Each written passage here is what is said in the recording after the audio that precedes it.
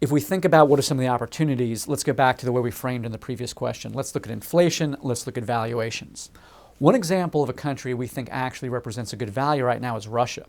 Now, with Russia, you have to have a few caveats. First of all, I have serious reservations on a long-term perspective because of property rights, corporate governance, and the political structure. Second of all, inflation really is not coming down in Russia.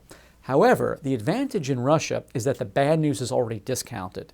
Specifically, when you look at Russia, it is the one unambiguously cheap market in the emerging market sphere. It trades for about 6 times forward earnings, and it is a very good play on oil.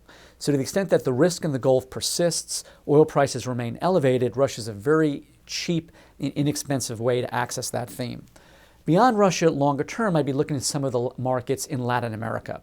It may be a bit early, but I do think there are good opportunities in Mexico, Brazil, and then in Europe, there are actually 1 or 2 places to look as well. Specifically, I would focus on Turkey. The one market I'm most concerned about in the emerging market universe is India. And the reason for that is India has been the most relaxed about tightening monetary policy to combat inflation. So if you would compare India with Brazil, in India you have inflation running at about 8 or 9%, but the policy benchmark rate is well below that. So real interest rates are still negative.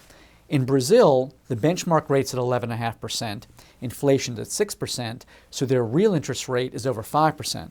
The reason this is important is India is running a very lax monetary policy, and as a result, I think it will take longer for India to bring inflation down. So this is one market that I think will struggle with inflation for longer, and probably one of the last ones I'd want to overweight.